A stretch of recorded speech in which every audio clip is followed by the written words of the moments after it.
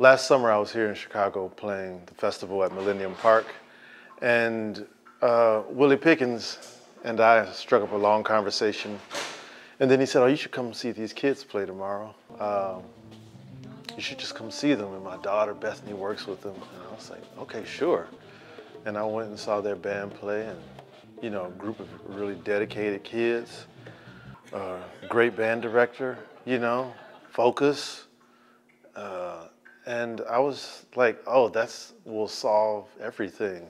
To kind of work with some students of the music, you know, people who, after, you know, a day of going to class with all their friends, they stay for, like, you know, we just stayed for close to 3 hours, you know, to work on some music. That was inspiring to see. And I want to promote that kind of interaction as much as possible. So I thought, just dive in with Kenwood.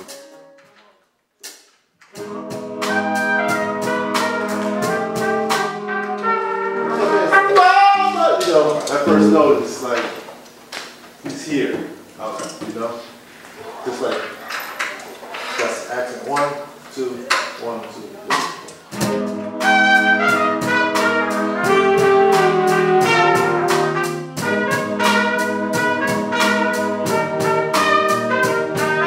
Initially, conceptually, I was thinking that Kenwood kids would almost serve as kind of like the Greek chorus, you know, the ones who said the larger themes louder to everybody, you know, told us the message for the evening, you know, that they would serve as that, that they would also serve as that chorus around Ken Vandermark. There was no pun intended, but that they would kind of be these people that work together, these sounds that work together. And but to be the chorus, you know, to be the youth, and to be the freshness, the vitality of the city, you know, that's their function. There's a part that I really wanted to have because I knew those students were really excited about what they could do on the drums, and I wasn't able to really see that until today, to have them pull their instruments out and really hear like a small group of the marching band play. And to see how that could function, not only kind of in this room as a rehearsal, but just as a sound, but then now let's export that to the CSO, you know, and how it will sound in that space.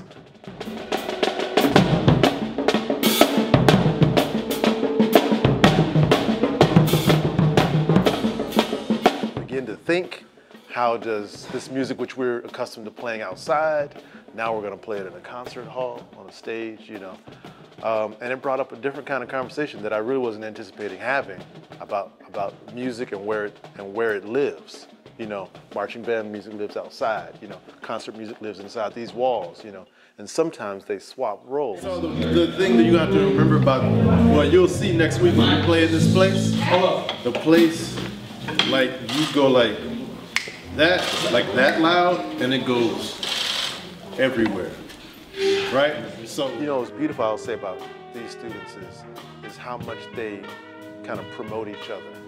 And it's a thing I've seen in very small instances over and over throughout the rehearsals, you know, I've watched. Is that they really like each other. They really know who's good at such and such. Oh no, you should try this, or, you know, and they really step up for each other. Maybe quicker than the person who has the skill. And that's a sign of some kind of humility and a bit of honor towards one another that you actually have to have in life. Some honor for your next person who plays right next to you. And they have that.